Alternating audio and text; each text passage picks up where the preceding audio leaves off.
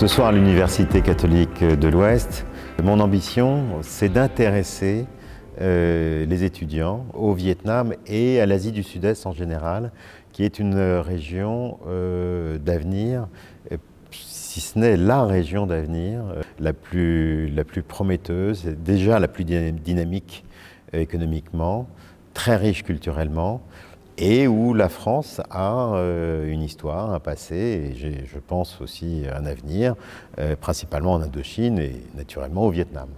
En France, on peut regretter un manque d'exposition de l'Asie en général. Les actualités parlent peu de l'Asie, les philosophes font peu référence à l'Asie, les livres sur l'Asie sont assez peu nombreux. Pour faire des recherches, il faut souvent avoir recours à des sources en anglais. Et je pense que c'est regrettable et il faut dynamiser la connaissance et l'intérêt des nouvelles générations pour cette partie du monde, car c'est le moteur de l'économie et la fabrique du monde aujourd'hui. Donc nous souhaitons, par le biais même de la tâche universitaire, parce que nous sommes ici dans une université catholique, l'Université catholique de l'Ouest, qui a toujours développé sa fibre un peu, je dirais, un peu missionnaire. Et donc le Vietnam est entré un peu à l'UCO, un peu, je dirais, par une sorte d'intrusion, mais une intrusion très bénéfique, au travers de la présence d'enseignants-chercheurs vietnamiens qui sont ici depuis quelques années, au travers du service de recrutement international. Et on constate effectivement donc un accueil de plus en plus important d'étudiants vietnamiens qui viennent se former, je dirais, en France et notamment, évidemment, à l'UCO. Et puis, cette charte Vietnam, eh bien, aussi, très vite, elle s'est non pas transplantée, mais elle s'est rendue disponible, notamment aussi au Vietnam, auprès de ce qu'on peut appeler des pairs vietnamiens, c'est-à-dire des universités vietnamiennes, et notamment une université, ou plus précisément l'Institut catholique du Vietnam, qui a démarré à Saigon, Ho Chi Minh Saigon, donc en 2016.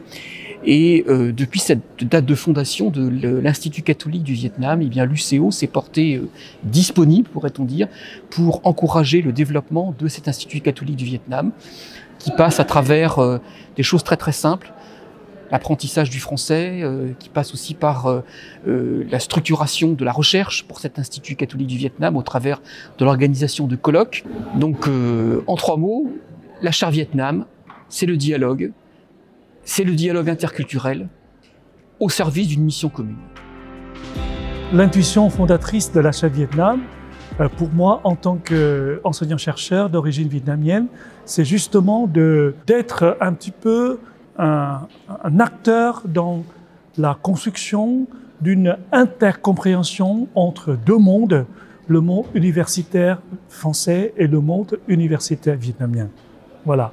Et comme mes propres travaux portent sur cette question de l'interculturalité, je pense qu'on gagnera pour l'UCO de travailler sur la thématique vietnamienne parce que ça renvoie en vis-à-vis des questions qui sont aussi propres à l'UCO.